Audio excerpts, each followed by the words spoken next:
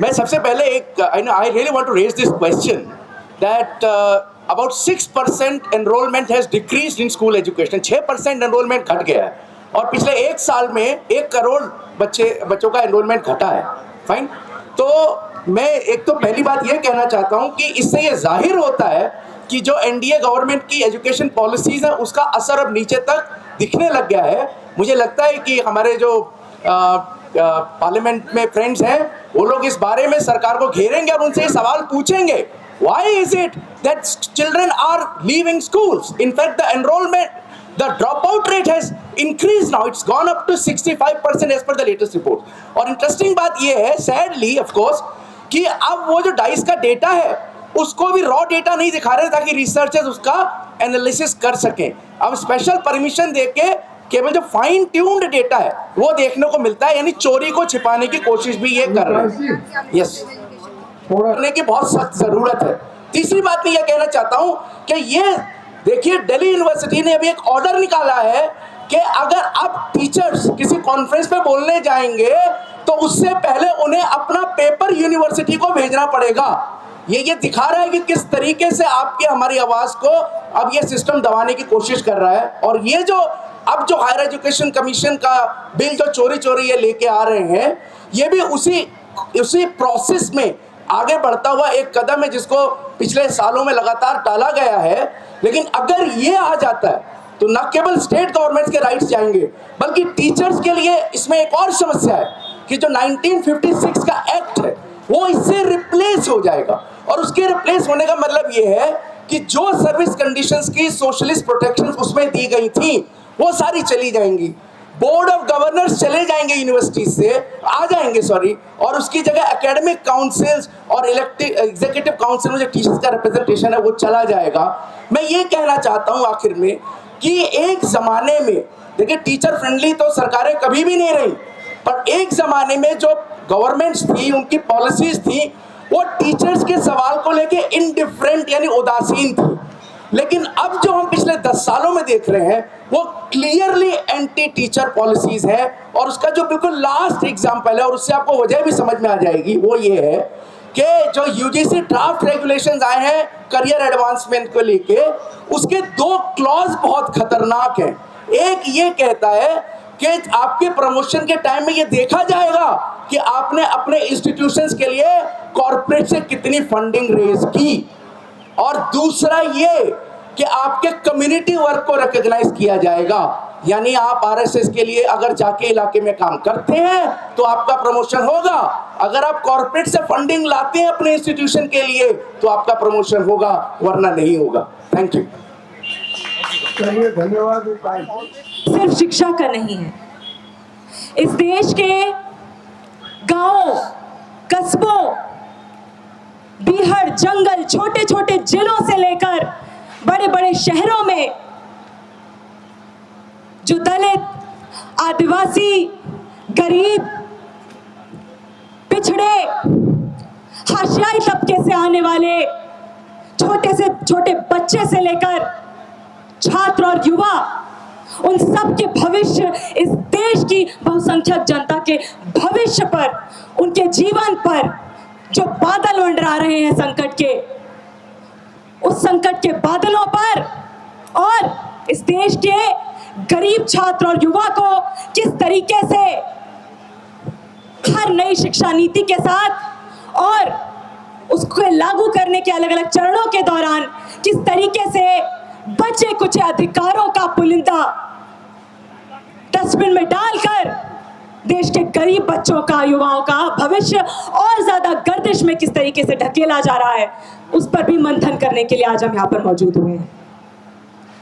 साथियों, इस देश का इतिहास गवाह है कि इस देश की बहुसंख्यक जनता जो गांवों में, कस्बों में, जिसको आजादी की लड़ाई कही जा रही है, उस आजादी की लड़ाई में जमीनी स्तर पर ना सिर्फ अंग्रेजी शासन से बल्कि साहूकारों से, जमींदारों से, राजाओं से लड़ते लड़ते अपनी जानें तबाह कर चुकी, लेकिन उसके बाद भी आजादी के 75 तथाकथित सालों के बाद भी आज की हकीकत क्या है?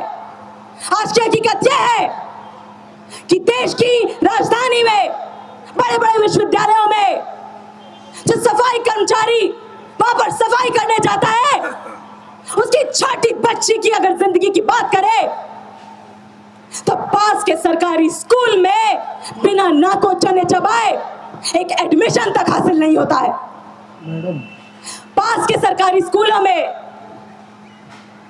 यह कहकर दुत्कार दिया जाता है कि तरह तरह के सर्टिफिकेट प्रोड्यूस कीजिए। तो भाग्य भरोसे इस देश के गरीबों का, गरीब के बच्चों का, पिछड़ों का, दलितों का, आदिवासियों के बच्चों का अधिकार स्कूल के स्तर से ही पीछे ढकेले जाने की एक नेवर एंडिंग प्रक्रिया शुरू हो जाती है। उसके बाद फंडामेंटल राइट टू एजुकेशन के नाम पर हमारे देश ने बहुसंख्यक जनता के बच्चों का शिक्षा का अधिकार, गरीबों का अधिकार इतना फंडामेंटल है कि so called right to education भी जो 2009 में आता है वो केवल 8वीं तक लागू होता है। साथियों और मंच पर उपस्थित सभी आंदोलनों का नेटवर्क है। और यदि आपको याद होगा, आप हमारी 2023 की यहाँ असेंबली हुई थी दिल्ली में, उसमें सब शामिल हुए थे। हमने राष्ट्रीय शिक्षा नीति के ऊपर NEP 2020 पे उस समय चर्चा की थी और हमने विश्लेषण करके एक एजेंडा बनाया था। अब जो है 5 साल पूरे हो रहे हैं जिसका राष्ट्रीय शिक्षा नीति के क्रियान्वयन का, उसका अपन रिव्यू कर रहे हैं। और देश भर में हमारी जो जानकारी है कि बच्चे कॉलेज में शिक्षा प्राप्त करने के लिए शामिल करने अपने को आतुर नहीं है, क्योंकि एजुकेशन का जो अवमूल्यन हुआ है उसका कैरियर के साथ, जॉब के साथ, लाइवलीहुड के साथ ना जोड़ पाना एक बड़ा कारण उसमें से दिखता है। वो कहते हैं कि भाई शिक्षा काहे के लिए, क्यों? ये एक बड़ा सवाल है। ये हमारी हरियाणा से, हिमाचल से, उत्तराखंड से, सब जगह से कॉलेज में सीटें खाली हैं। ये ऐसा जानकारी प्राप्त हो रहा है। ये सर्वे अपन जो सारी स्टेट्स का किया है हमने, और उसको अपन पब्लिश भी करेंगे, प्रकाशित भी बहुत जल्दी ही करेंगे। और अपन 27-28 दिसंबर को चेन्नई में, मद्रास में, चेन्नई में हम एक बड़ी असेंबली दोबारा कर रहे हैं, जो हमारी 3rd असेंबली होगी इन नेशनल एजुकेशन पॉलिसी पे। हम JFME के पार्ट हैं, joint forum of movement on education के, और हम जो है अलग अलग स्कूली शिक्षा और उच्च शिक्षा और तकनीकी शिक्षा और प्रोफेशनल एजुकेशन सबके ऊपर विचार लगातार करते रहे हैं। हमने अपने पोजीशन पेपर्स भी पब्लिश किए हैं, और जो आपकी JFME की हमारी all over India, very revolutionary greetings to everybody. We are assembled here today to protest against the government of India. It is doing an injustice to the teaching community, to the cause of higher education. Exclusively and especially, it is going to introduce the bill of HECI, Higher Education Commission of India. It's a very dangerous bill. Autocratically, the government of India wishes to pass the bill in the parliament in this session. This is very atrocious behavior by the government of India. The HECI is going to abolish UGC, AICTE, all the sectors, and by means of which it brings all the sectors under one umbrella. It is not at all good for the education system in India. It has to be very seriously dealt with. and it has to be vehemently opposed. And for that purpose, today we are here to press our opposition to the HECI bill, which is very, very dangerous to the democratic system of India. We always need to enrich the public funded education, but the government of India is going on to commercialize the education and saffronize the education and corporatize the education. We will not allow it. The IFACTO is for the cause of higher education, for the cause of downtrodden, and for the economically poor, and for the reservation people. The education should reach with minimum cost. But the government of India is going for commercializing the education by means of converting all the public funded education institutions into private institutions, and they are starting on opening the self-financing institutions. They are supporting the self-financing institutions, by means of which the economically poor people is not in a position to get the quality higher education. So it has to be curtailed. That is the main agenda of this. Apart from this, we are having a lot of demands for the last 4 years. We are going on demanding, but the government of India not at all call for us any for discussion. The UGC chairman is never calling us. Any deliberation is avoided by the government of India. That we are condemning on behalf of IFACTO.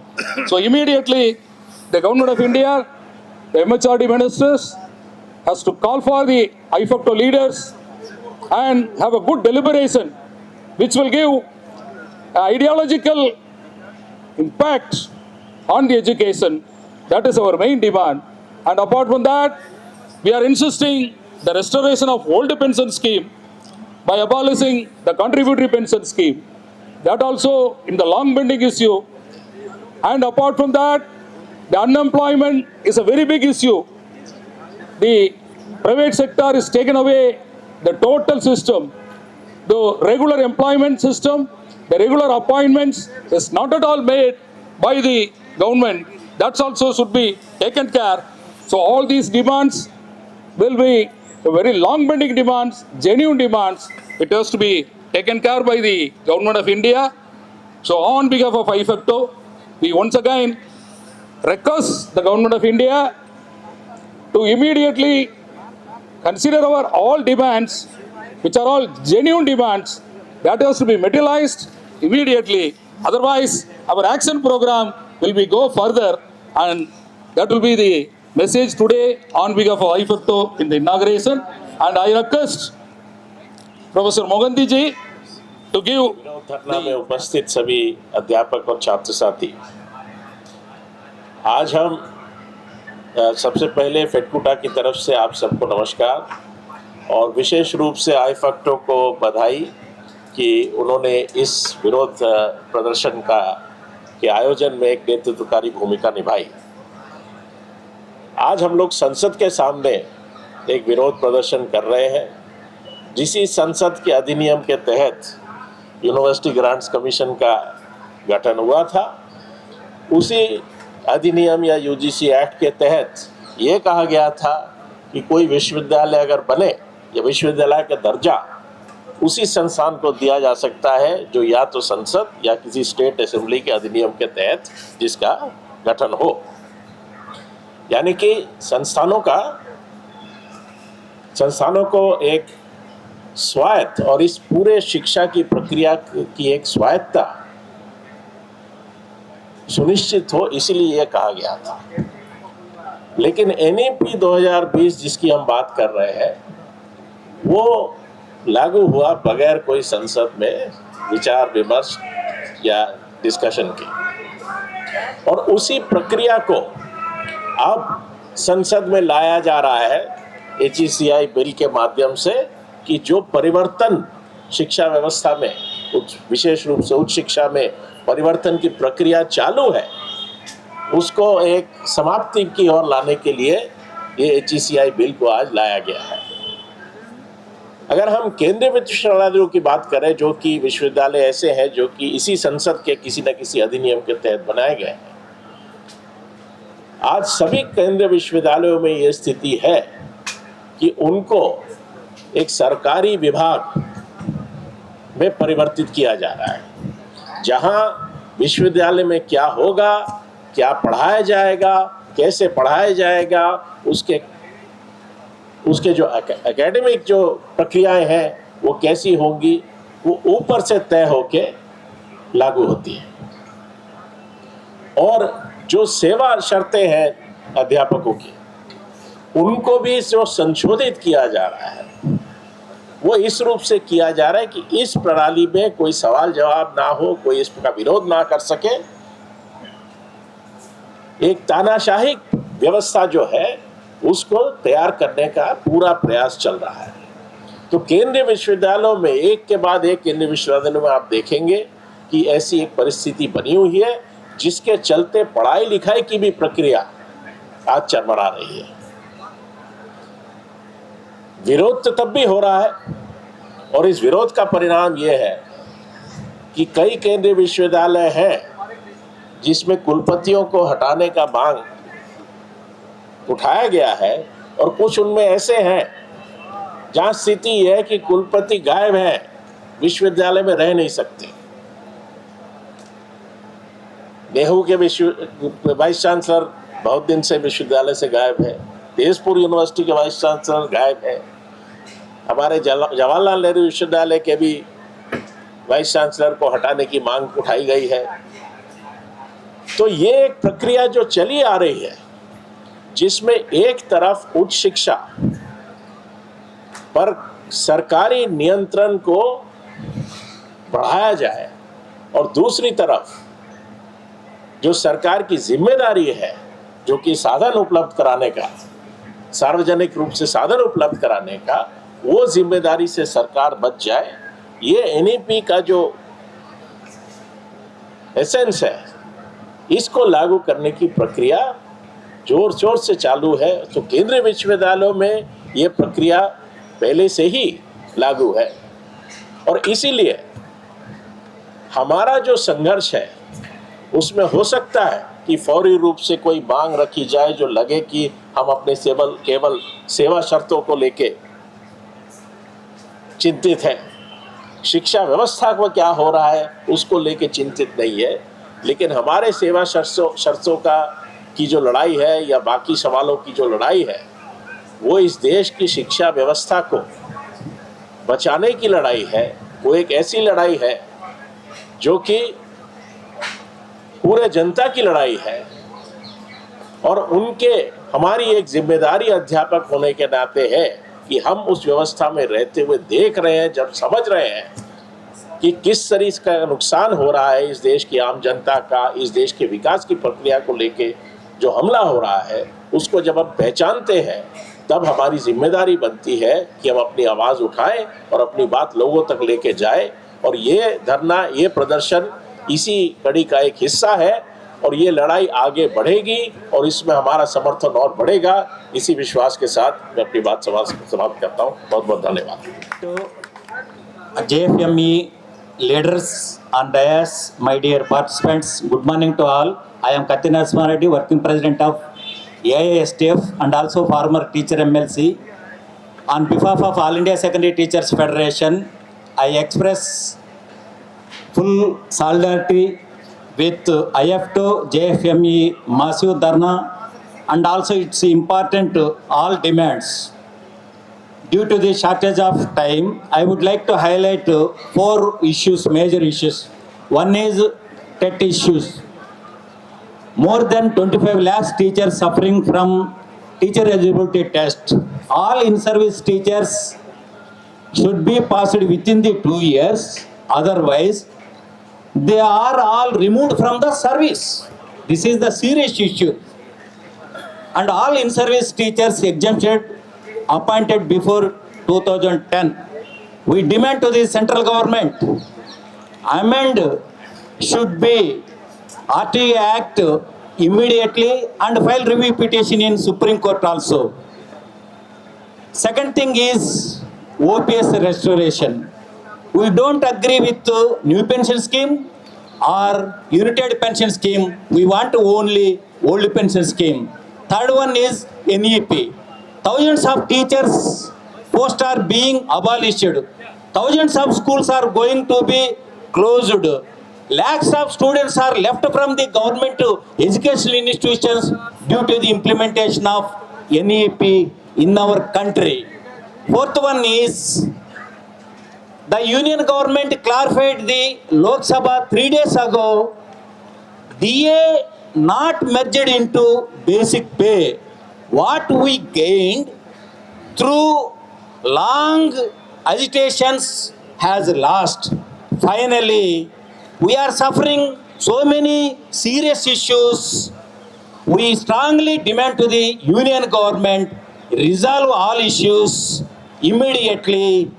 हमें चलेंगे, मिलेंगे, लड़ेंगे, मुझे पूरा विश्वास है हमें जीतेंगे. Unity is our strength. जिनको थोड़ी भी दिमाग में इमरजेंसी की यादें होंगी, इमरजेंसी के वक्त की तानाशाही और वर्तमान सरकार की तानाशाहियों की तुलना कर लीजिए तो वर्तमान की तानाशाही इमरजेंसी की तानाशाही से भी बढ़कर निकलेगी.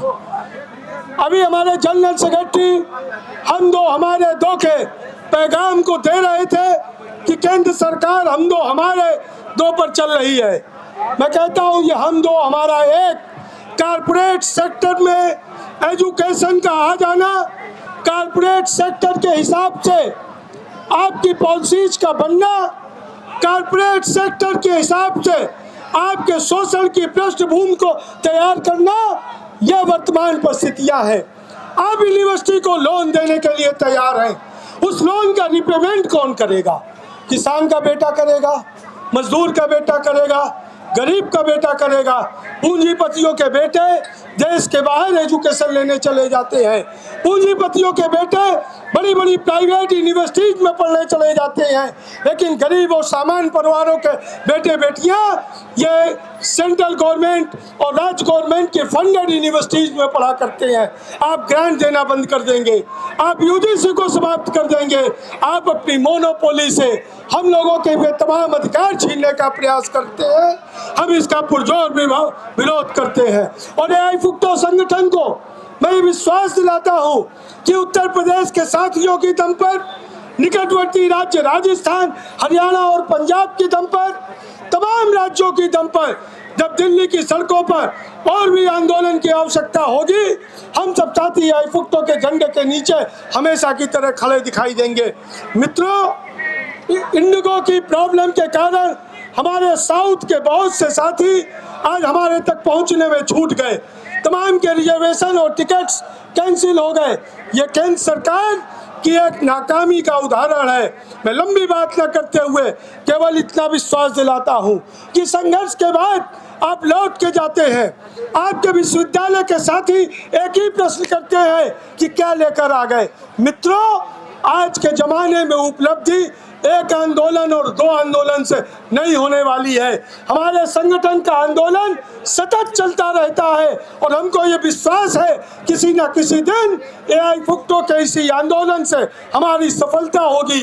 और हमारे शिक्षक साथी जो आजकल व्हाट्सएप यूनिवर्सिटी के सरताज हो चुके हैं, उनकी भी वे मांगे पूरी होंगी जो अपने घरों में बैठकर केवल आंदोलन को समर्थन करते हैं. मुझे विश्वास है कि जो साथी आए हैं वो एक एक साथी कईयों का प्रतिनिधि है. आपकी दम पर हम आंदोलन को और आगे ले जाने का प्रयास करेंगे और हम इस बात का विश्वास दिलाते हैं कि एक न एक दिन एआई फुक्टो जीतेगा, एआई फुक्टो का आंदोलन सफल होगा. जय हिंद, जय शिक्षक, जय संगठन. AIFUCTO long live, long live, long live. AIFUCTO long live, long live, long live. शिक्षक एकता जिंदाबाद. मेरा उत्तर प्रदेश के साथियों से अनुरोध है. Dear friends and comrades, from All India Students Federation, from day one, even before Act, when it was a draft, from day one, all over the country, in all campuses, AISF strongly struggle against this national education policy. Particularly, 4 years back, we conducted national convention against reject NEP, and we invited AIFACTO General Secretary Comrade Arun Kumar in Chennai. So comrades, through this NEP, this union government, they want to dismantle completely our public education system. Before me, all professor, teachers, political party leaders, they have completely explained. I don't want to go through because the time is limit. I want to give promise, that is from AISF. We always stand with you. The teachers and students always want to move forward together against this national education policy, because it is the future for our country. This government, even some states, basically I am from Tamil Nadu. In Tamil Nadu State Assembly, we passed 2 resolutions against the NEET exam, the centralized exam for the medical entrance. But through our governor,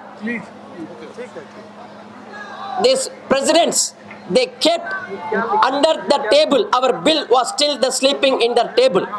So through the governors, they tried to disturb the state governments, particularly non-BJP states. Even in our Tamil Nadu, the only state, they passed the resolution and they brought state education policy to counter this national education policy. So throughout the country, students and teachers, we need to move forward with unite and struggle, and definitely we will win. We can able to overthrow this NEP 2020 Inqilab Jindabad. Nandri Vanakkam. Respected leadership of AIFACTO and my dear colleagues and the leadership of different democratic movements. Whenever I come to any program of AIFACTO, it is like coming back home for me, because I had been associated long time with the struggles of AIFACTO. Now here today I find, though the attendance is not very, not up to expectation, but there are so many reasons. The weather in Delhi, the Indigo episode, and all these things are there.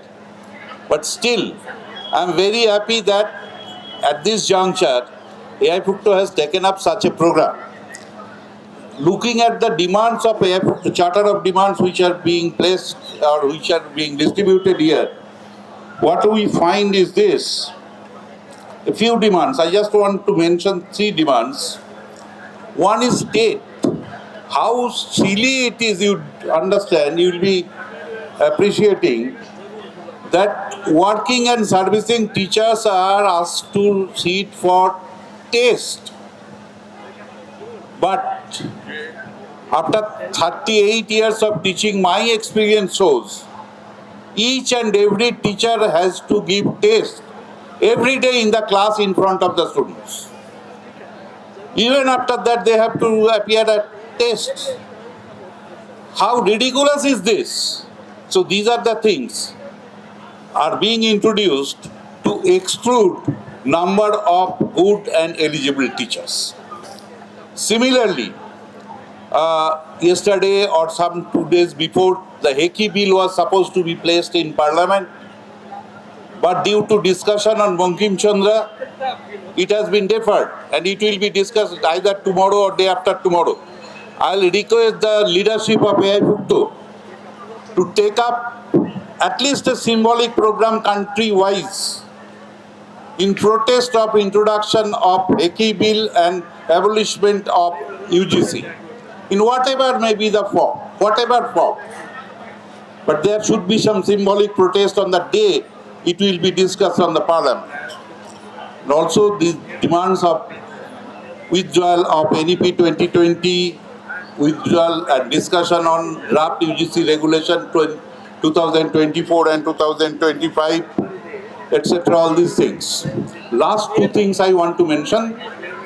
When I was coming out from my place of stay to attend this program, one of my friends called me from my state and he asked me, can you provide or can you say me few words about the result of introduction of new education policy after 5 years? I was in hurry, so I told him that in one sentence I can tell you that every day after the introduction of NEP 2020, our public funded education is approaching towards its death. So this is the situation. And also, last point is this, which is the first point of the leaflet which has been distributed today. That is the formation of 8th Pay Commission for the UGC and AICT. So friends, in order to stop the attack on the theoretical and ideological plane in education, and also to achieve material demands, it is the utmost duty and it is utmost necessity today to strengthen AIFUCTO, the struggle of AIFUCTO, and participate in large numbers in future so that we can achieve our demands and we can communicate our message to the respective person. Thank you. With these few words, I conclude. Thank you. Thank you very much. Comrades, Arunji, thank you. First of all, an apology. क्योंकि बहुत सालों से AIFUCTO और Dota एक साथ इसी जगह में मार्च एंड धरना करते आए हैं. Unfortunately, I think after around 8 years, this will be a program in which DUTA has formally not joined in this dharna. मैं इसके पीछे वाला राजनीति के ऊपर बात नहीं करने वाला हूं. First of all, welcome to Delhi. The leadership of the AIFUCTO and other organizations say, आज भारतवर्ष में टीचर्स को जो मिला है, बहुत सारे चीज इन लीडरशिप के कारण ही मिला है. तो मैं यही रिक्वेस्ट करूंगा, जल्द से जल्द और दिल्ली में आइए. अरुण जी जल्द से जल्द दिल्ली में और आइए, और हम लोग प्रॉमिस करते हैं और आप भी ये प्रॉमिस लीजिए कि ये संख्या हो सकता है 5 सितंबर 1998 हो या 5 सितंबर 2017 हो, उसके संख्या हम लोग बढ़ाएंगे, उसको टक्कर देंगे और आने वाले दिन में whatever our demands are will be fulfilled. क्योंकि 2 मिनट का ही टाइम मिला है. इस देश भर से आए तमाम शिक्षकों को और उनके आंदोलनों को मैं ऑल इंडिया स्टूडेंट एसोसिएशन आइसा की तरफ से एकजुटता पेश करता हूं. मैं अपने क्रांतिकारी लाल सलाम पेश करता हूं. तो आज के दिन हम समझ रहे हैं कि ये आंदोलन की और शिक्षा पे बात करने की कितनी ज़रूरत है, क्योंकि पिछले 11 साल में जब से भाजपा मोदी आरएसएस सरकार सत्ता में आई है, तब से हम लगातार देख रहे हैं कि शिक्षा पे जो लगातार हमले हो रहे हैं, हमारे स्कूल्स पे, हमारे विश्वविद्यालयों पे, इन लोगों के फांसीवादी सोच समझ के तहत इन लोगों ने विश्वविद्यालयों को, स्कूलों को, एक शिक्षा को एक टारगेट बना के खत्म करने की जो नीति लाई है, इसके खिलाफ आज जो एकजुटता की जरूरत है, वो एकजुटता आज के आंदोलन में जंतर मंतर में देखने को मिल रही है. मैं उम्मीद करता हूं कि ये एकजुटता और दिखे और आगे भी दिखे. इस मंच से तमाम बातें कही जा चुकी है. पिछले 11 साल में मोदी सरकार की नीतियों का शिक्षा पे क्या प्रभाव पड़ रहा है, उसके बारे में एक बात जो मैं हाईलाइट करना चाहूंगा, सीयूईटी के बारे में, जो इस मंच पे नहीं आई. मैं चाहता हूं कि अपने आंदोलनों में हम इसको और उग्र रूप से उठाएं. सीयूईटी आने के बाद अगर आप देखेंगे, मैं दिल्ली विश्वविद्यालय से आता हूं. दिल्ली विश्वविद्यालय में अगर आप देखेंगे, हमारे विश्वविद्यालयों में, कॉलेजों में जो क्लासरूम में फीमेल एनरोलमेंट था, जेंडर माइनॉरिटीज का एनरोलमेंट था, वो लगातार गिर रहा है सीयूईटी के आने के बाद। और सरकार इसमें दूसरा आंकड़ा दिखा रही है। भाजपा सरकार के बारे में डेटा को लेके जो वो गड़बड़ी करती है, उसको आईएमएफ ने भी बोल दिया कि जीडीपी का आपका डेटा विश्वसनीय नहीं है। उसी तरीके से वो all India survey of higher education के थ्रू दिखाने की कोशिश कर रही है कि नहीं, 2021 के बाद फीमेल एनरोलमेंट दिल्ली यूनिवर्सिटी में बढ़ा है, जबकि वो हमेशा 60-40 के रेशियो में हुआ करता था, अब जाके 50-50 पे आ गया है। और असल मायने में बहुत सारे ऑल विमेंस इंस्टीट्यूशन जो है दिल्ली यूनिवर्सिटी में, वहां एनरोलमेंट नहीं गिर रहा है, गिर रहा है कोएड इंस्टीट्यूशंस में। तो इस देश भर से जो तमाम यूनिवर्सिटी से टीचर्स आए हैं, स्टूडेंट्स आए हैं, अपने यूनिवर्सिटीज में सीयूईटी के आने का क्या प्रभाव पड़ रहा है, इसको आप लोग भी इसको एग्जामिन करिए और इसके खिलाफ आंदोलन करने की जरूरत है। आज के समय में हमारे आंदोलनों का एक पुराना नारा रहा है, बस हमारे आंदोलनों का एक पुराना नारा रहा है कि प्रधानमंत्री का बेटा हो या मजदूर की संतान, सबको शिक्षा एक समान। लेकिन वो जो समान शिक्षा की मांग है, उसमें सम्मान को मोदी सरकार ने गायब कर दिया है और उसको बाजार में बेचने वाला एक सामान बना के रख दिया है। इसके खिलाफ आज के समय में जो छात्र शिक्षक एकजुटता की जरूरत है, उसको और तेज किया जाए, उसको और बुलंदी से लाया जाए, और जो एचईसीआई का बिल लागू किया गया है पार्लियामेंट में, उसको विरोध करके स्क्रैप करवाया जाए। इनकलाब जिंदाबाद। और इस जंतर मंतर धरना स्थल पर मौजूद एआई फैक्टो के अपने तमाम साथियों को डीटीआई की ओर से अपना क्रांतिकारी सलाम पेश करती हूँ। साथियों, इस समय एजुकेशन पर जिस तरह के हमले बढ़े हैं, कहीं ना कहीं हमें याद करना चाहिए 2019 के राम माधव, जो कि जनरल सेक्रेटरी थे उस समय बीजेपी के, उनके उस स्टेटमेंट को जब वो कहते हैं कि हमने अगर अपनी पूरी जीत को मुकम्मल बनाना है, हमें अपने दावे को पुख्ता करना है, तो अगला जो टारगेट है वो यूनिवर्सिटीज़ को बनाना होगा। तो आज की तारीख में हम देख रहे हैं, यहाँ साथियों ने मंच से बहुत महत्वपूर्ण बातें की, हर मुद्दे पर बात आई। जिस तरह से higher education commission of India HECI का बिल विंटर सेशन में पेश करने की बात की गई, जबकि 2018 के बाद उसे एक तगड़ी डिफीट झेलनी पड़ी स्टेक होल्डर्स की तरफ से। आज फिर उसे एक नए सिरे से लाने की कोशिश जारी है। उसे फिर से जिस तरह से हम देख सकते हैं कि अभी तक उस बिल को, उसके बिल के ड्राफ्ट को पब्लिक डोमेन तक में लाने का साहस नहीं है।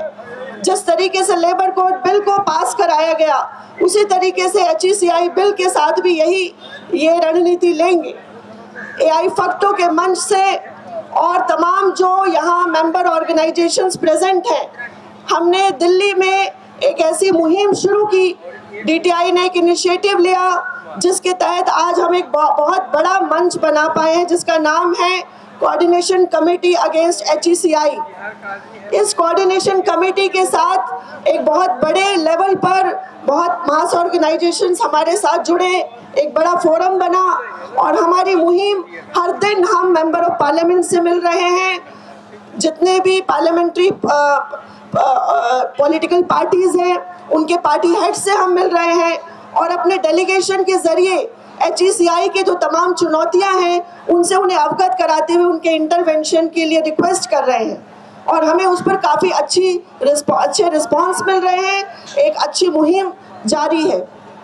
एआई फैक्टो से भी ये अपील रहेगी कि इस कोऑर्डिनेशन कमेटी के इस मुहिम को अपना पूरा भरपूर साथ और सहयोग तमाम स्टेट्स में इस पूरे बात को ले जाने के, इसके जो पूरा क्रिटिसिज्म है, पॉइंट दर पॉइंट एक क्रिटिसिज्म हमने डेवलप किया है, उसको ले जाना होगा और लोगों को इसके खतरे से अवगत कराना होगा।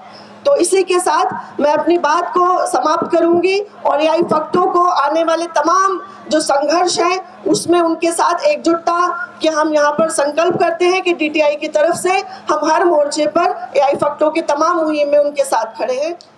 मैं ऑल इंडिया यूथ फेडरेशन राष्ट्रीय परिषद की तरफ से मैं इस धरने का समर्थन करता हूं, और जो जिन सवालों पे ये धरना आयोजित है। जो सवाल हैं उन सवालों के साथ हमारी मजबूती से एकजुटता है।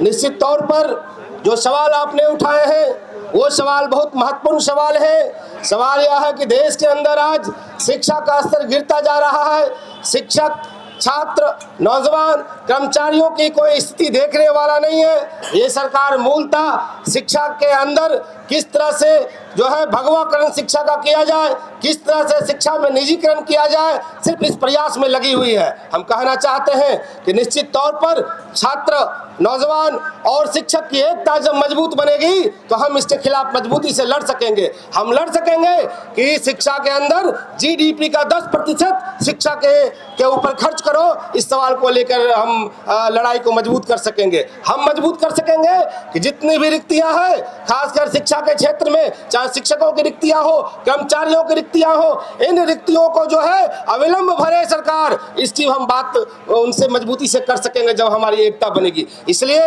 निश्चित तौर पर आज देश के अंदर 40% से ज्यादा शिक्षक और शिक्षकेतर कर्मचारियों के पद खाली हैं, रिक्त हैं। इनको भरा नहीं जा रहा, नई बहालियां नहीं की जा रही है। कई राज्यों में अगर बहालियां भी है तो बहुत निम्न स्तर की बहालियां हो रही है।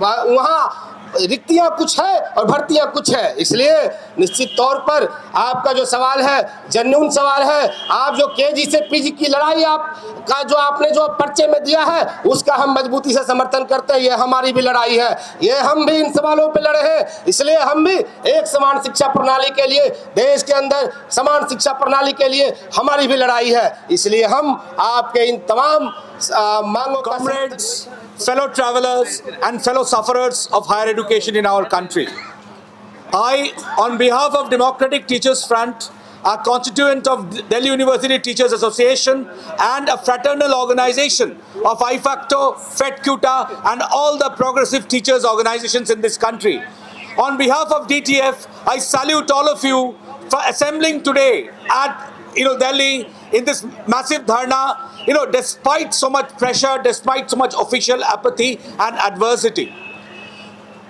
We have been now facing a situation where the Higher Education Commission in India is there's a rumor that it's going to be bulldozed in the coming winter session of the parliament.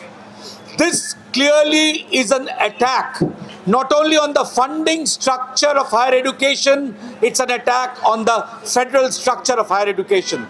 The comrades who have come from different states, they know very well that how it is going to take away whatever little autonomy the states have in higher education. This is an equivalent of GST in higher education, by which there's a one single window of the central government which will arm twist the state universities to toe the central line. Otherwise, funding will be not granted to any of these universities. The shift from grant to loan is a sure recipe for completely dismantling public funded quality higher education, so that the bulk of the citizens are disenfranchised and excluded from higher education. The marginalized, the socially disadvantaged segments of the society which have come to higher education after decades of struggle, their first and second generation, they will find themselves outside a corporate model of higher education which is in store through the HECI bill. A collective struggle and a struggle which should make sure that NAP should be repealed. The draft regulations 2025 should be withdrawn. The 8th pay revision for teachers should be announced. And in the name of autonomous bodies, the delinking of universities from the economic benefits being given to the central government, that should be withdrawn, so that there is an overall parity of teachers and universities with the central government, with the employees of the central government. This is a joint struggle for which all of us have to come together. We have to fight. It's a tall order, but we are confident, like yesteryears when a joint struggle had always ensured victory for teachers. We know the challenge is very much steep, but when the going gets tough, the tough gets going. With this, I conclude whatever I have to say today with a slogan, Jai Bhim, Lal Salam, and we hope that our struggle will make sure that we can retain an equitable and quality higher education, where equity, quality and access should be retained for every segment of the society. Thank you, comrade. So I'm not going to take much of your time. Only thing is this, my contention is, we have explained all the issues, no doubt about it. But what is the solution? Where is it lying? So, I am here to inform you that IFACTO conference is going to be held at Madurai, Tamil Nadu in February. As a person from Madurai, belonging to that area, from Tamil Nadu, I invite you all to that conference with the purpose of this. Don't mind it, because you should not come just like that as a vacation. You should discuss our programs to achieve our demands in your individual organization, and come there to discuss at all India level. So that conference will write a part in the history of Indian historic movement, so as to see that no privatization of education hereafter, no anti-labor policies hereafter in India, no anti-farmer policy in India. In such a way, we have to frame our philosophy, not only philosophy, but also the program to achieve it. So I invite on behalf of Tamil Nadu to all the IFACTO members to Madurai to discuss the future programs and to see that the government accepts our demands. That is most important. So with that purpose, I am here, because I am not going to give any solution for that, because the solution must be discussed in all the organizations, and we must come to a conclusion and see that IFACTO writes a history in the part of not only higher education, in whole Indian policy. Thank you very much. Of IFACTO on the dais, and all the leaders which are present on the dais. Especially I address to the former General Secretary of All India Retired Teachers Organization, Professor Bish Parsarthi, ex-MLC, the President of UP Federation, Professor Virender Singh Chauhan ji, Professor Arun Kumar ji, the General Secretary IFACTO, and all the honorable leaders of IFACTO and office bearers of IFACTO, and brothers and sisters and comrades in the struggle. We have gathered today at this historic seat of people's resistance to raise the collective voice against the policy that threaten the dignity of retired teachers as well as working teachers of this country. Dear friends, on behalf of All India Federation of Retired University and College Teachers Organization, we support all the demands of IFACTO, and we are always there, shoulder to shoulder, everywhere in every education. My friends my colleagues of retired teachers from different parts of the country, from Tamil Nadu and Uttar Pradesh especially, they have come here to participate in this Mahsu Dharna. I will touch few points of the IFACTO demands. One of the most important point is the National Education Policy 2020. This National Education Policy 2020 is being paraded as a reform, but in reality, it's a weapon to dismantle public-funded education, commercialize learning, and reduce our universities into the marketplaces. It seeks to erode autonomy, fragment higher education and push our students into a future where profit is more important than knowledge. We reject this assault on the very soul of education of this nation. Equally dangerous is the imposition of new pension scheme and unified pension system. These schemes are nothing but instrument of insecurity, denying teachers and employees the guaranteed social security that is their right. Pension is not charity, it's a deferred wages and earned after decades of service to the nation. By replacing old pension scheme with NPS and UPS, the government has betrayed its own workforce, condemning them to uncertainty in their old age. We stand firm. OPS is our right, OPS is our demand, and OPS is non-negotiable. Friends and comrades, the term of reference of the 8th Central Pay Commission have added insult to injury.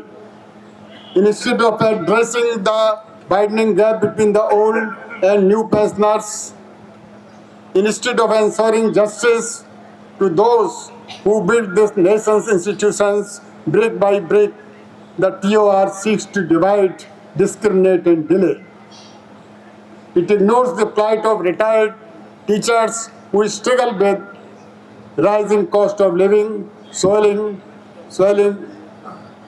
medical bills, and the dignity of being treated as expendable.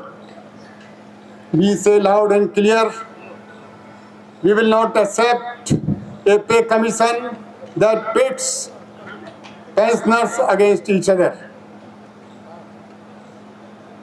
This rally is not just about teachers, it is about the future of India. When education is commodified, when social security is snatched away, when pensioners are humiliated, the very foundation of democracy is shaken. We are here to remind the rulers of this country, you can't silence the voice of those who nurture generations, who shape minds, who dedicate their lives to the knowledge and service. From Jantar Mantar today, let our message echo across the nation. No to NEP 2020, no to NPS and UPS, yes to OPS, justice for all pensioners. Together we will fight, together we will win. Thank you. Jai Hind, Jai Bharat.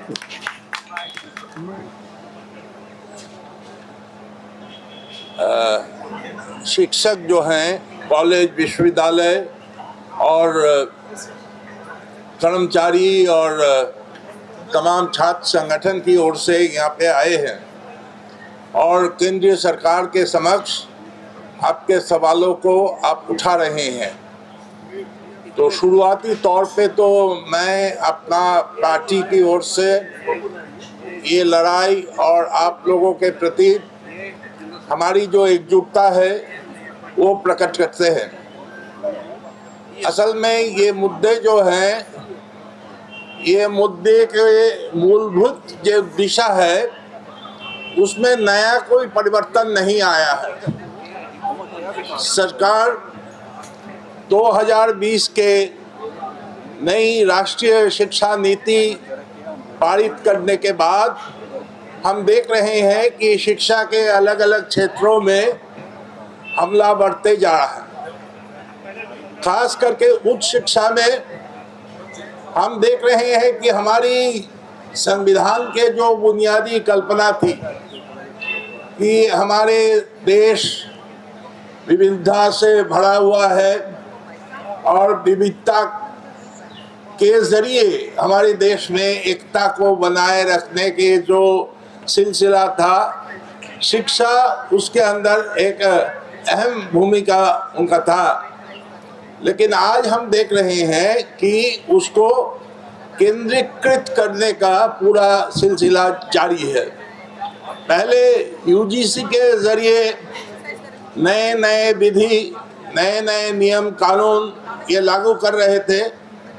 अभी जो नया शुरू हुआ है वो संसद में इसी अधिवेशन के दौरान वो higher education council of India जो बिल है वो प्रस्ताव रखेंगे। और जैसा इन लोगों का आदत है, शायद वो कोशिश करेंगे कि बिना चर्चा के वो बिल को वो पारित करने का। तो इसीलिए हम राजनीतिक पार्टियों का एक जिम्मेदारी है कि हर मोड़ पे ये कानून के ऊपर हम अपना विरोध प्रकट करें। हमारे जो साथी है पार्लियामेंट में, खास करके वामपंथी पार्टियों के जो एमपीज हैं, वो इकट्ठा करके होके कैसे इसका विरोध किया जाए उसके बारे में जरूर बातचीत होगा, उसमें हमारा योगदान होगा। साथ साथ आप लोगों का जो रोजमर्रा का सवाल है, रोटी रोजी के संबंधित, आपके जो करियर है उसके संबंधित जो मुद्दे हैं, स्वाभाविक है कि ये लेके आप मुखर होंगे। लेकिन आज जो सबसे बड़ा संकट है कि ये केंद्रीकरण और साथ साथ सांप्रदायिकरण का जो सिलसिला है वो चल रहा है। आप देख रहे हैं कि ये बुनियादी दिशा इनका है कि किस तरह से शिक्षा के क्षेत्र को भी ये कॉर्पोरेट तत्वों को हवाले कर सकते हैं।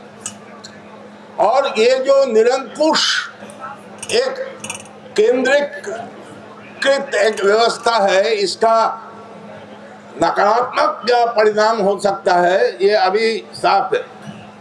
ये जो सिविल एविएशन सेक्टर में, हवाई जहाज में जो लोगों का यातायात का जो व्यवस्था पूरे देश में ठप हो गया, इसके कारण है कि सरकार पूरी जो प्रबंधन है ये सेक्टर का, ये कॉर्पोरेट के हाथ में छोड़ रखा है और ये अपने मुनाफा कमाने के लिए कुछ भी कर सकते हैं। तो अभी ये सवाल आ रहा है कि उसके लिए आप सुरक्षा का व्यवस्था भी वो मानने के लिए तैयार नहीं है, तो इसी के चलते ठप हो गया। तो शिक्षा क्षेत्र में भी अगर सिर्फ मुनाफा कमाने के लिए वो कॉर्पोरेट के हाथ में छोड़ देंगे और कॉर्पोरेट तय करेगा शिक्षा नीति में क्या दिशा होनी चाहिए, तो जो संकट होने वाला है वो पता चल रहा है। हम देख रहे हैं कि ये राष्ट्रीय शिक्षा नीति कायम होने के बाद लगातार हजारों के तादाद में स्कूलें ठप हो रही है, बंद हो रही है। बिल्कुल सरकारी स्कूल, कॉलेज के अंदर, यूनिवर्सिटी के अंदर भी ड्रॉप आउट्स बढ़ रहा है और इसका शिकार है उस तबके के लोग जिसके सामने शिक्षा का कुछ मौका बचा हुआ था, वो बिल्कुल समाप्त होने के कगार पे जा रहा है। और ये सबके खिलाफ एक एकजुट लड़ाई ना हो सके, इसलिए ये धार्मिक पहचान के आधार पे पूरे जो हमारे इतिहास को, अब ये तमाम सवालों को रहते हुए कल संसद में 150 साल वंदे मातरम का ऊपर इन्होंने बहस छेड़ दिया। सवाल ये है कि जो देश के आज़ादी के लड़ाई में नहीं थे, वो बाकी सारे लोगों को वो सबक सिखाना चाहता है कि देश के प्रति देशभक्ति कैसे होनी चाहिए। तो ये साफ है कि वो भ्रमित करने का कोशिश कर रहे हैं वो बिखरने का कोशिश कर रहे हैं हमारे एकजुटता को। तो आपके जो बयान, आपके जो पैम्फलेट, आपके जो विचार ये आए हैं हमारे पास, इसके साथ हमें कुछ नहीं जोड़ना है।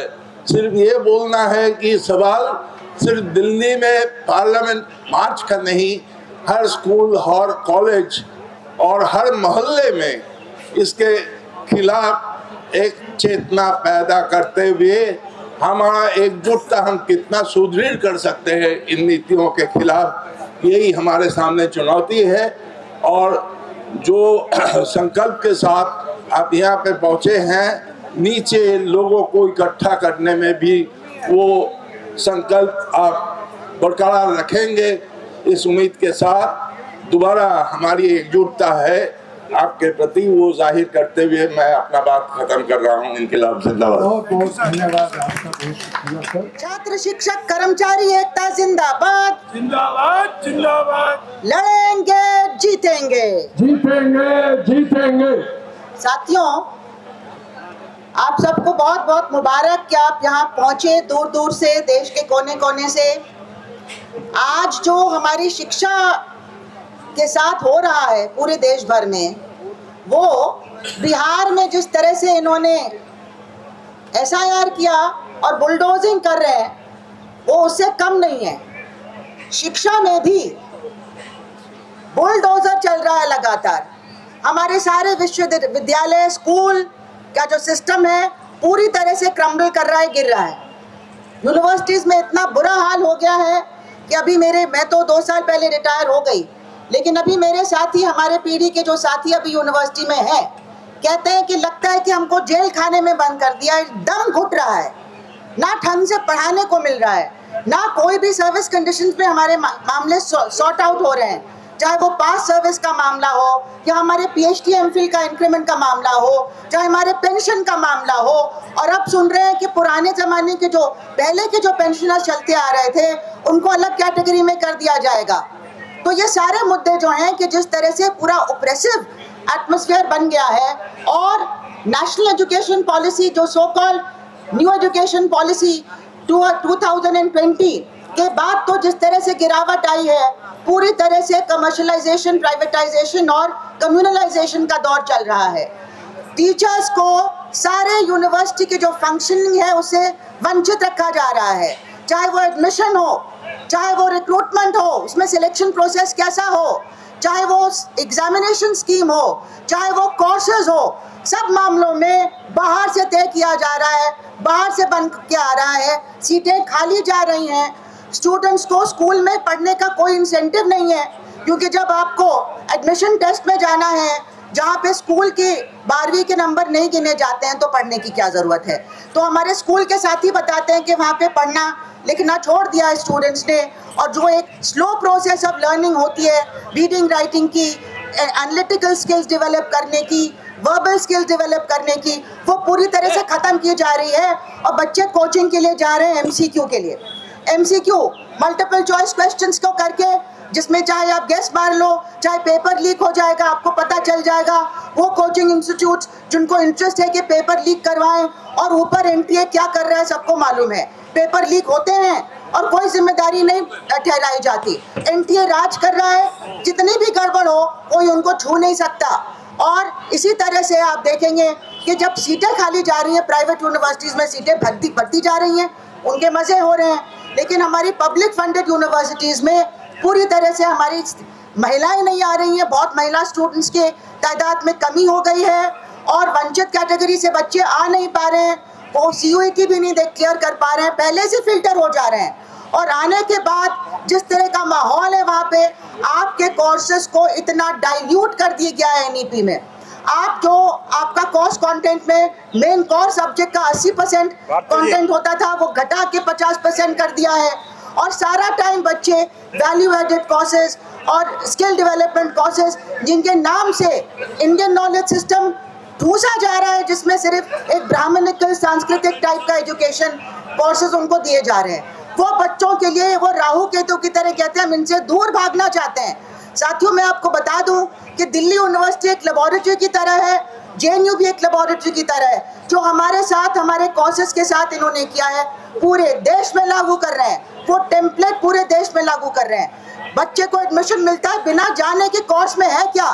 आप एक सेमेस्टर का कोर्स पास कर देते हैं एकेडमिक काउंसिल में और उसके बेसिस पे एडमिशन लेते हैं। अब जाके फोर्थ ईयर तो बिल्कुल ही मजाक बन गया है। वहाँ पे कहते हैं बच्चे से कि स्कोपस में पब्लिश करो। अब जब टीचर नहीं स्कोपस में पब्लिश कर पा रहा है तो बच्चे कहाँ से पब्लिश करेंगे।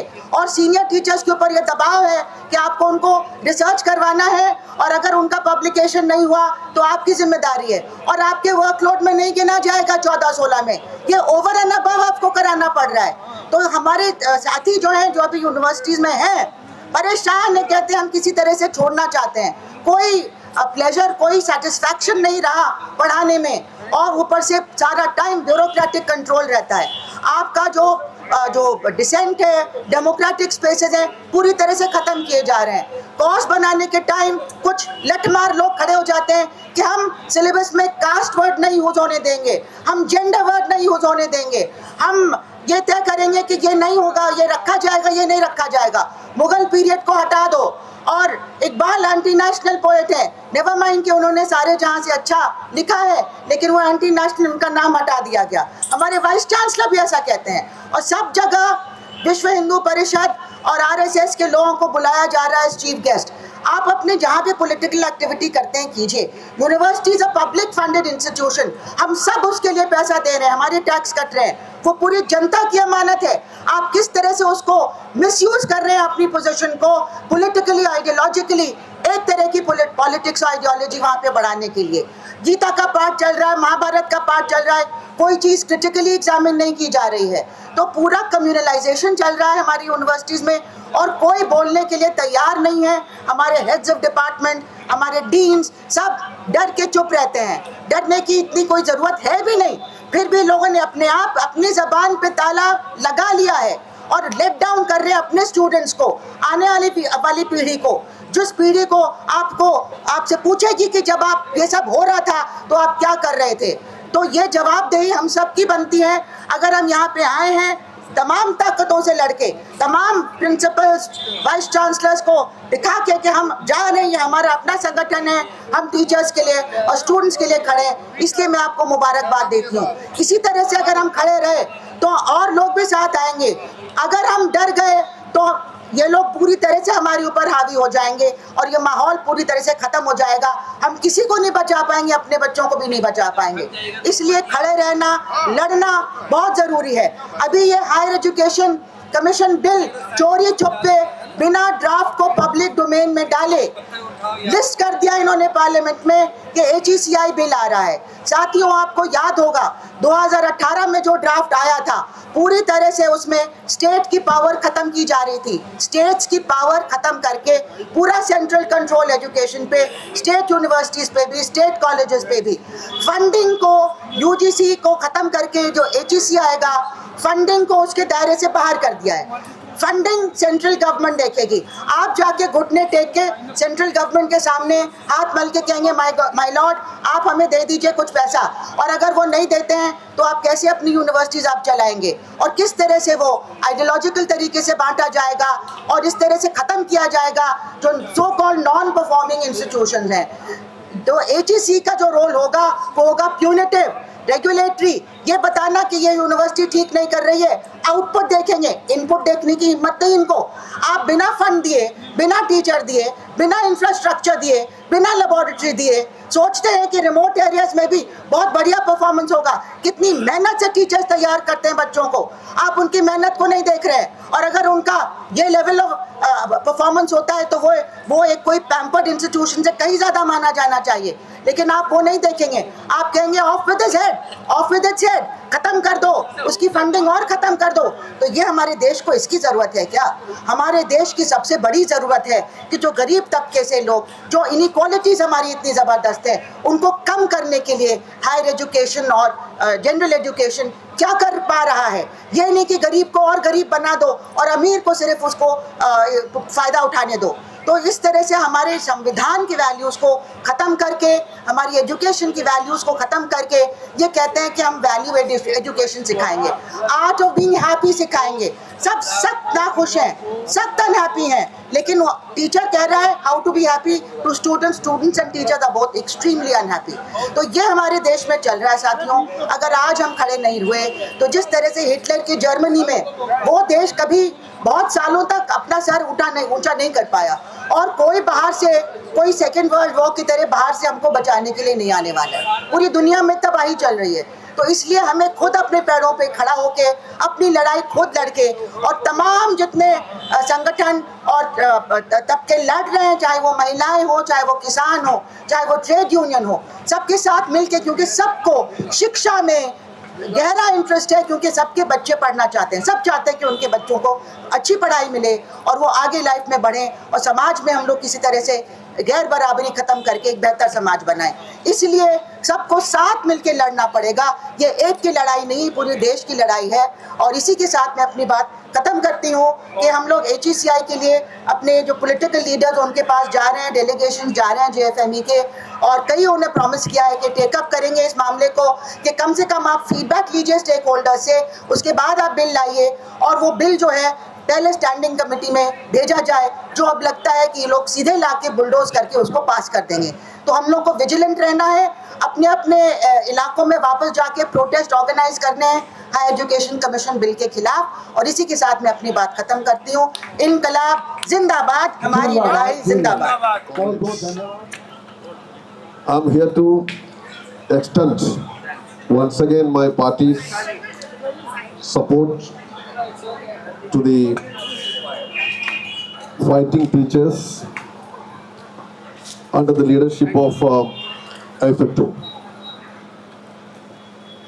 Many political party leaders and other dignitaries must have spoken here.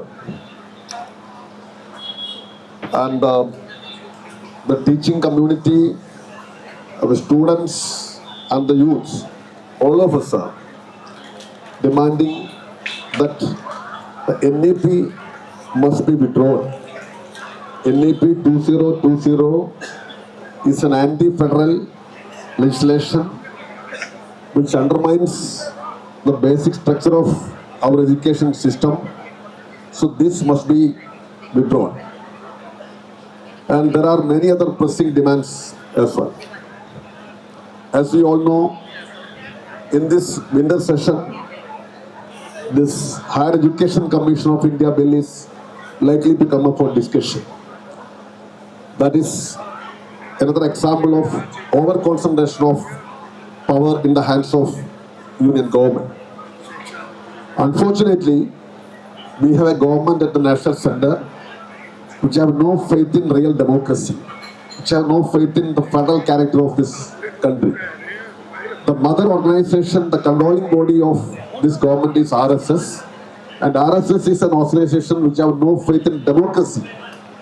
And if you go through the old documents of Jansangham and RSS, it is evident that they have no faith in the federal structure of our country also. They think this federalism is a menace to the unity of the nation, so they propose unity.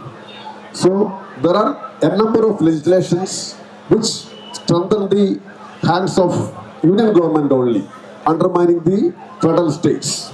So NEP is one of the classic examples. And what is the message NEP conveys? If you go through that 60-page document, only 2 universities are mentioned in that document, mainly Nalanda and Takshashila. So like this, the narration is different. This is against modern education, modern concept, and scientific thinking, scientific number.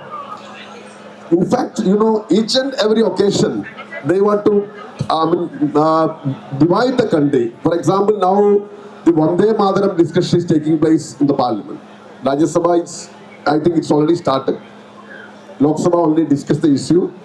Why it is relevant now?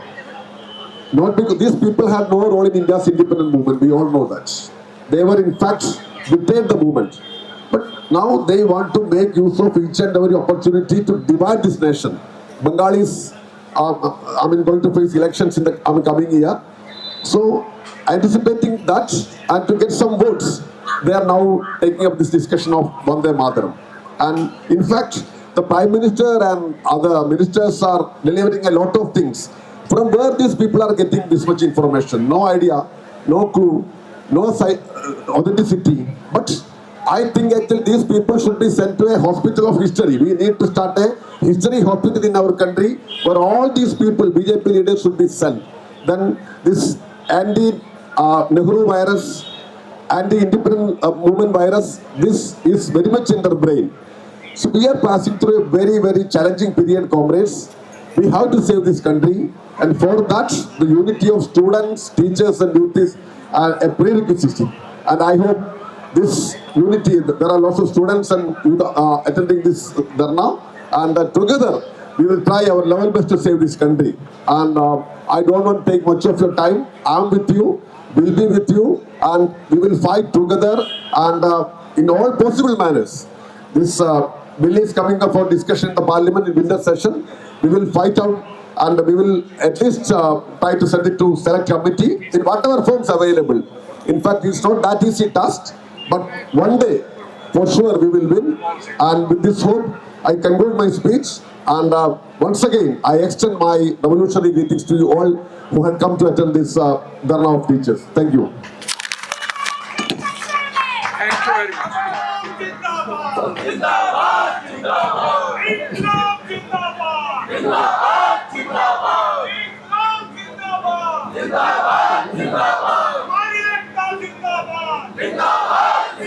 साथियों बात सुनो please Respected friends, comrades, you all know very well our party, the Communist Party of India, is consistently supporting your struggles, your demands.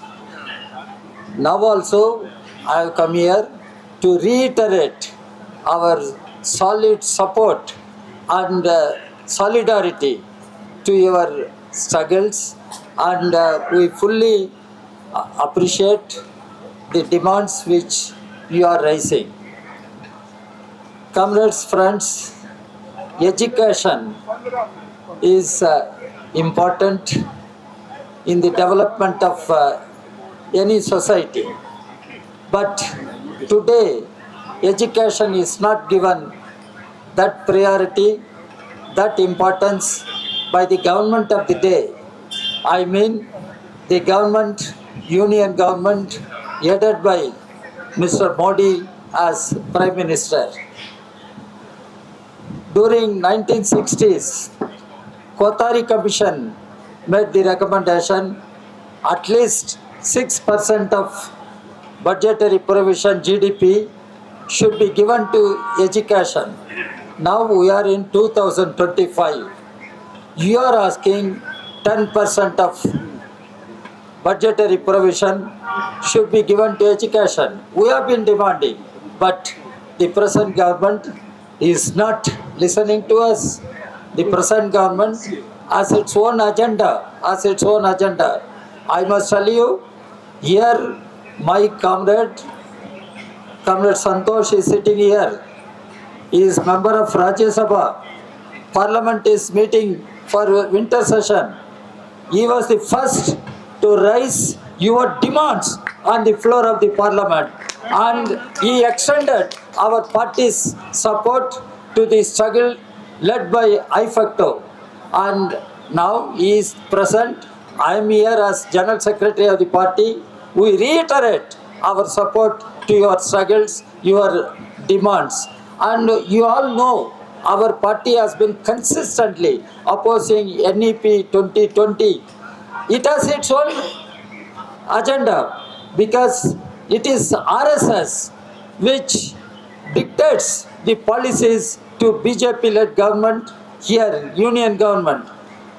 What is the purpose of NEP this 2020? Our party has pointed out bluntly and critically. We said the NEP 2020 has three major aims. Number one, it wants to promote commercialization of education, privatization of education. Number two, it promotes the centralization of education. After all, India is a country which has federal system of governance. It should have federal system of governments. That is what Dr. Ambedkar has said. India, that is Bharat, union of states. Here we have union government. It is not central government centralizing all powers in its hands. It is union government. There are elected state governments. They have their own powers, and union government cannot centralize everything in its hands and take unilateral decisions to impose on the states, snatching away the powers of the state governments. So centralization of power is one of the major aims of the new education policy 2020. Then third one, you all know, it is commercialization of communalization of education. Commercialization, centralization, communalization of education. That is NEP 2020. That is why we have been consistently opposing this NEP should be withdrawn. But government is not listening to our voice.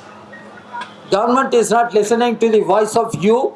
Government is not listening to the voice of the people across the country. But our struggle will continue.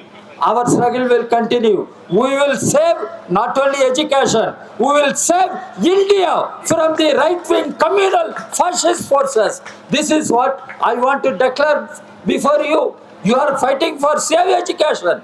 How to save education? If we now don't save our country, if we don't save our constitution, if we don't save our democracy, how we can save education? That is why we consider your struggle is part of the general struggle that is going on across the country to save India, to save the constitution. So friends and comrades, the struggle is a long drawn struggle. We will have to continue this struggle and we will win in this struggle. The right-wing fascist forces, they think they can do anything in parliament, outside parliament. But I challenge them. How long they are going to be in power, we will see. And our struggle is for saving education.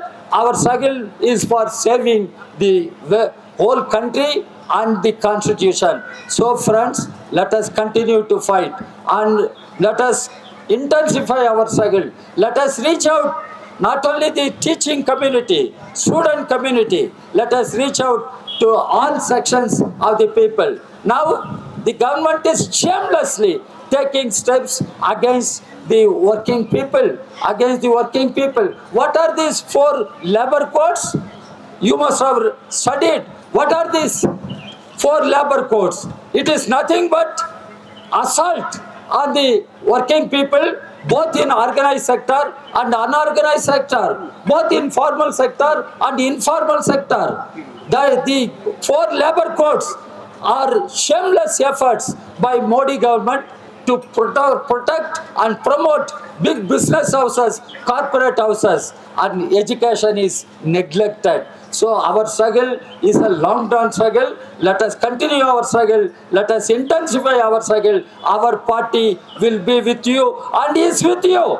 And this is my strong resolve. I declare before you, our party, the Communist Party of India, will be always with you, fighting for a progressive change in our educational system, taking education forward, ensuring education for all our children, for all our people. Education must be a fundamental right and it should be ensured to all our citizens. So friends, comrades, and I wish your struggle to continue, and I wish your effort is quite appreciable, and despite huge pollution in the national capital, despite cold, you have come from different parts of the country. I congratulate all of you. I wish all the best, and let us fight forward. Let us move forward with our struggle. Thank you very much. Thank you. Congress, thank you very much.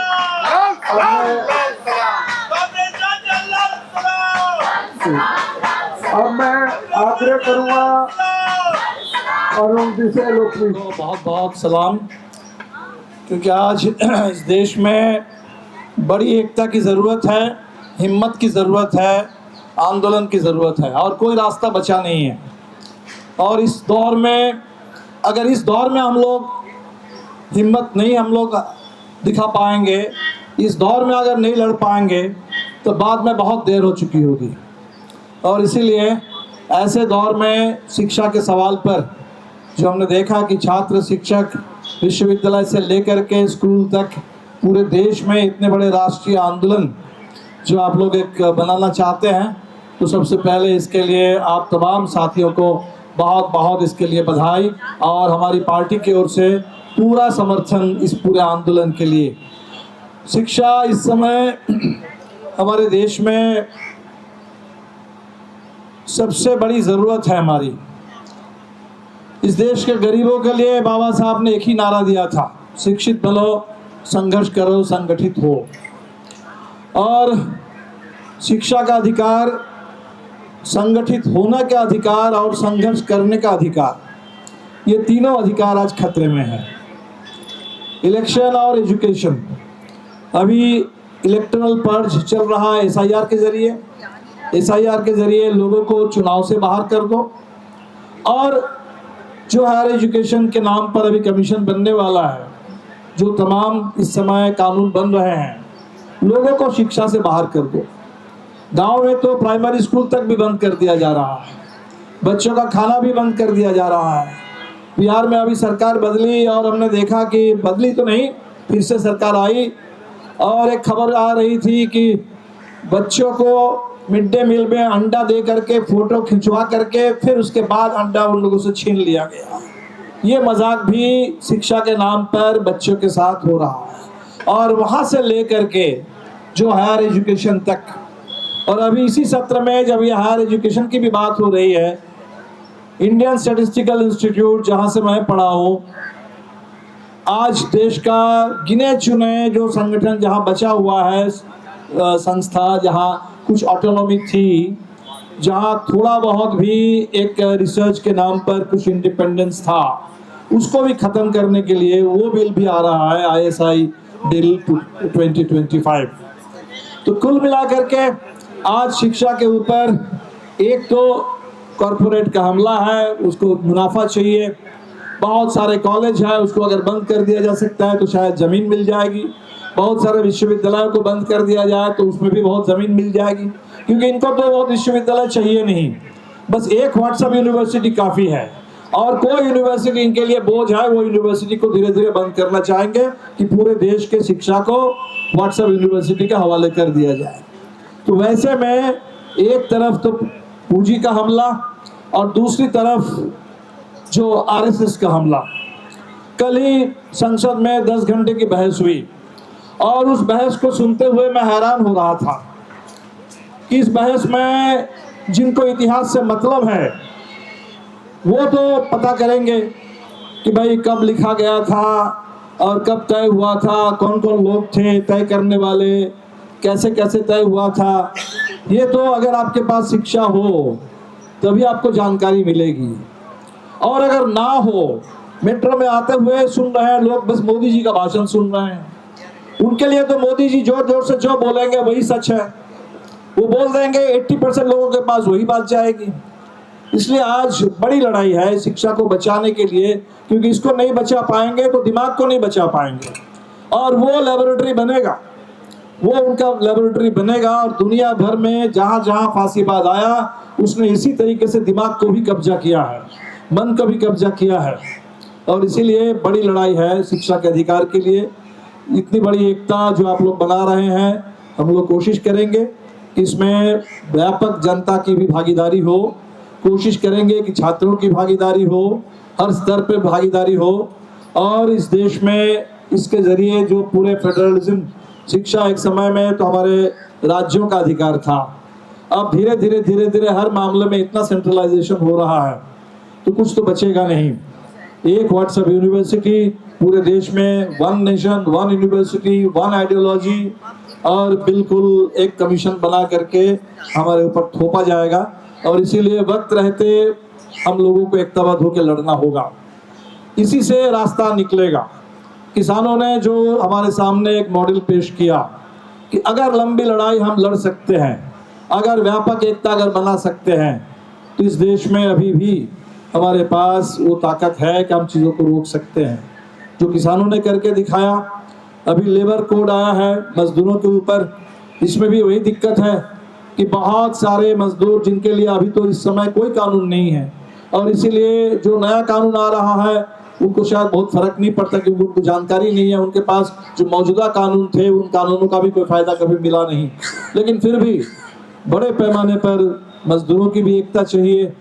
अभी जो हमने Indigo का मामला देखा, उसने हमें बता दिया कि इस देश में हवाई जहाज पर यात्रा करने वाले जो आमतौर पर देश के मध्यम वर्ग के, उच्च मध्यम वर्ग के, खाते पीते परिवार के लोग हैं, अगर उनके साथ ये मजाक हो सकता है, उनके सारे अधिकारों को छीना जा सकता है, उनको टेकन फॉर ग्रांटेड लिया जा सकता है, तो रेलवे में पूरे जान हाथ पे लेकर के जो लोग चलते हैं उनके साथ क्या होगा, बसों पे चलने वाले, सड़क पे चलने वाले, उनके साथ क्या होगा।